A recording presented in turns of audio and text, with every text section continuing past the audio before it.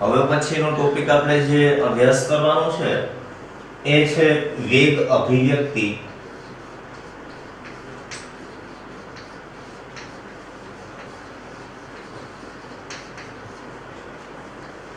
અને વેગ અચળાંક.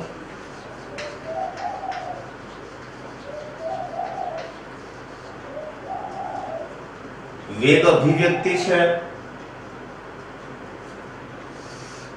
એને વેગ નિયમ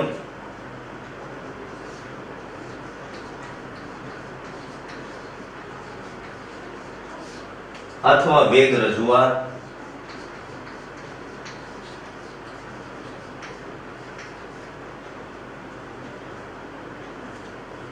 વેગ અભિવ્યક્તિ, વેગ નિયમ કે વેગ રજૂઆત તરીકે આપણે ઓળખી શકીએ. તો વેગ અભિવ્યક્તિ, વેગ નિયમ, વેગ રજૂઆત અથવા તો વેગ અચળાંક છે એની આપણે ચર્ચા કરવી છે. તો સામાન્ય રીતે વેગ નિયમ છે આપણે કોને કહીએ? વેગ નિયમ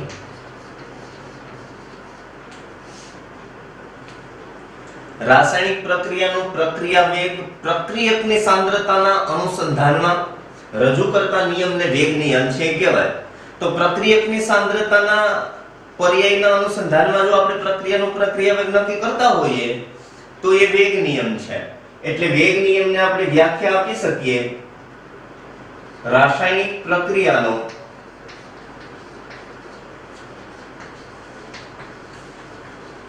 પ્રક્રિયા વેગ પ્રક્રિયકની સાંદ્રતાના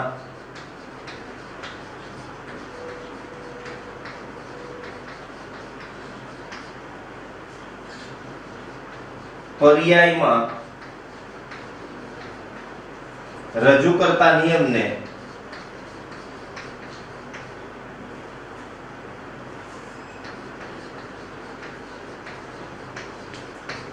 વેગ નિયમ કહે છે.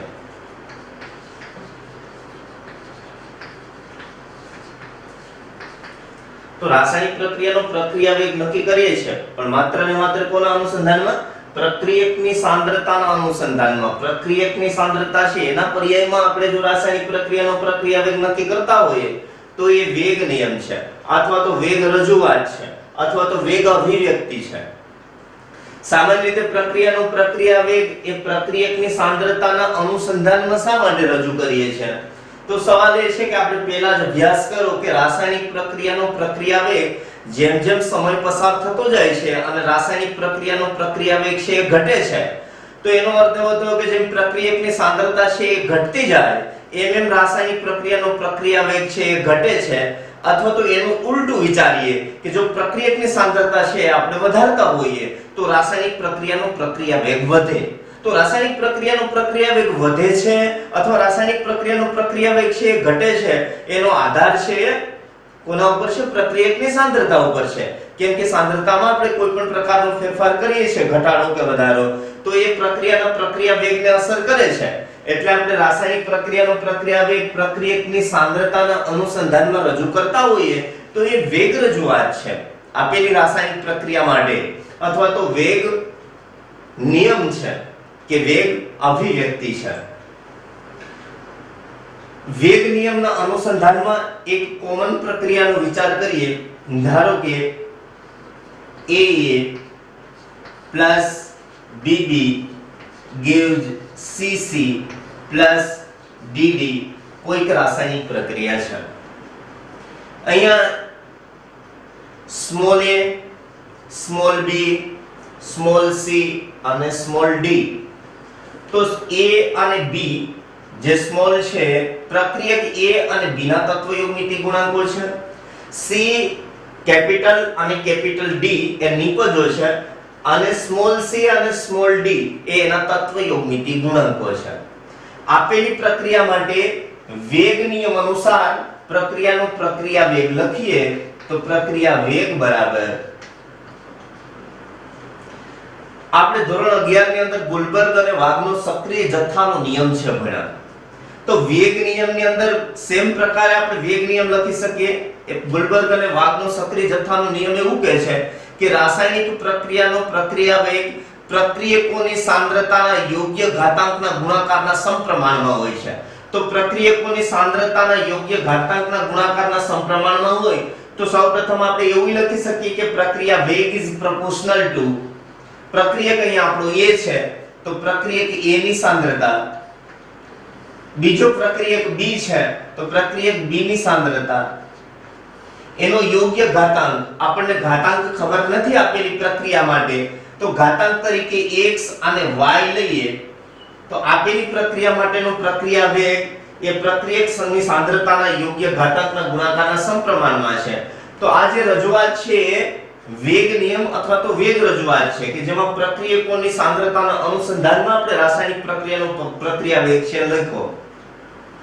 વિદ્યાર્થી મિત્રો એક વાત બરાબરની કરી દઉં કે અહીંયા x અને y જે પ્રક્રિયકોની સાંદ્રતાનો ઘાતાંક છે ઈ x અને y ની જગ્યાએ કોઈ પણ સિમ્બોલ છે નો ઉપયોગ છે કરી શકીએ પણ એ છે ને એ એના તત્વયોગનીતિ ગુણાંકો નથી.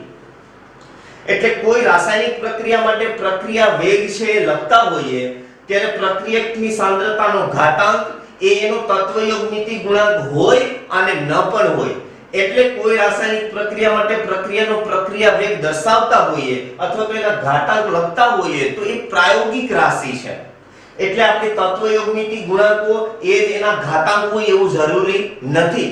એટલા માટે હંમેશા કોઈ પણ રાસાયણિક પ્રક્રિયા માટે પ્રક્રિયાનો પ્રક્રિયા વેગ છે એ પ્રક્રિયકોની સાંદ્રતાના કયા ઘાતાંક ઉપર આધારિત છે એ પ્રાયોગિક રીતે નક્કી થયેલું હોય.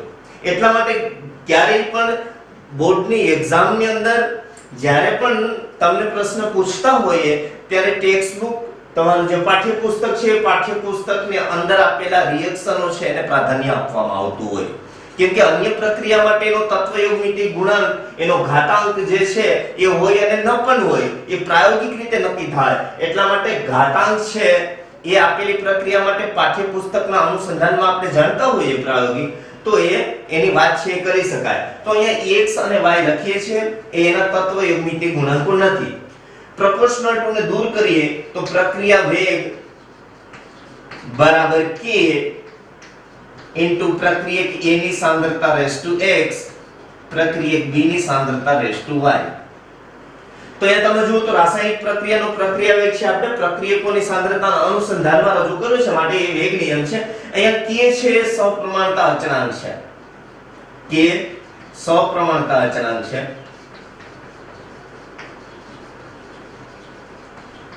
અને એને આપણે વેગ અચળાંક તરીકે ઓળખીએ છીએ.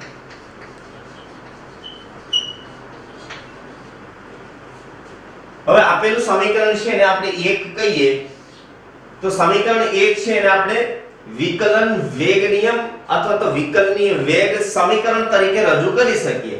તો પ્રક્રિયા વેગ પ્રક્રિયકોના અનુસંધાનમાં આપણે વિચાર કરીએ અને પ્રક્રિયક આપણો રિએક્ટન્ટ હોય તો આપણે એવું લખી શકીએ કે માઈનસ પ્રક્રિયા વેગ બરાબર -dr /dt is equal to k into પ્રક્રિયક A ની સાંદ્રતા રેસ ટુ x B ની સાંદ્રતા રેસ ટુ y.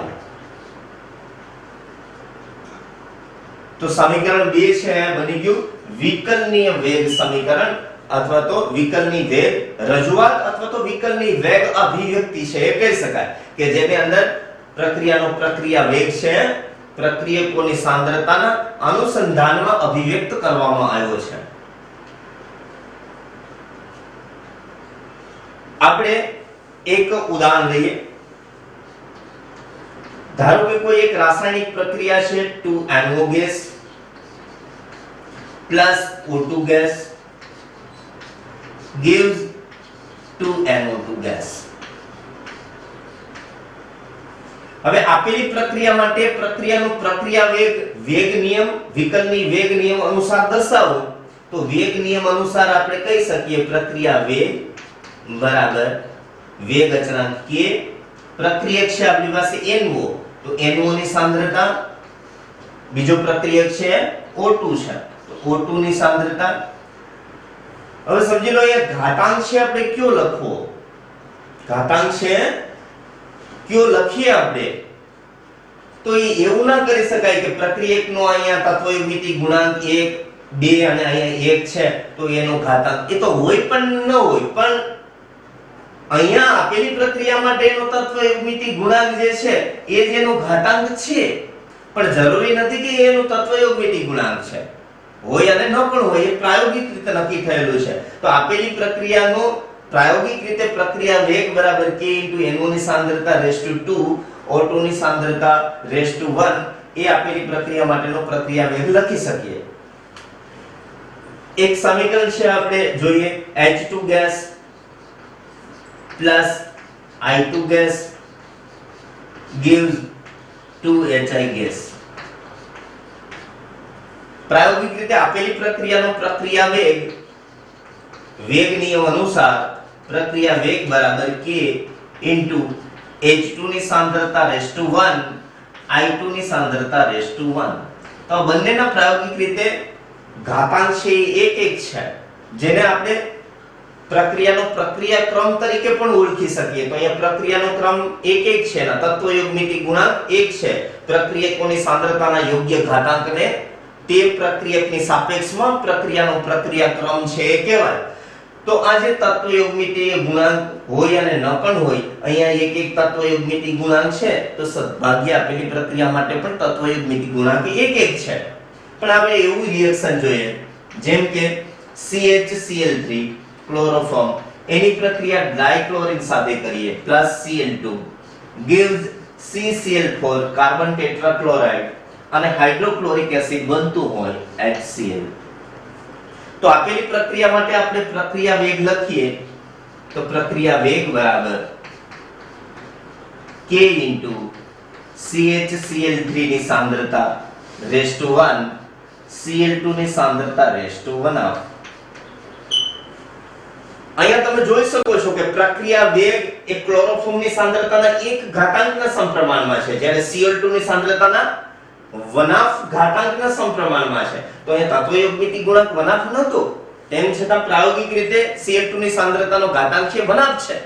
તો અહીંયા જે તત્વયુગ્મિતિ ગુણાંકો હતા એ જ એના ઘાતાંક બનતા હતા, પણ આપેલી પ્રક્રિયા માટે એના તત્વયુગ્મિતિ ગુણાંકો એના ઘાતાંક નથી. એટલા માટે પ્રક્રિયાનો પ્રક્રિયા વેગ પ્રાયોગિક રાશિ છે, જે પ્રાયોગિક રીતે નક્કી થતું હોય. અન્ય એક રિએક્શન જોઈએ, જેમ કે CH3COO2H5 ઇથાઇલ એસિટેટ, એના જળ વિભાજનની પ્રક્રિયા છે +H2O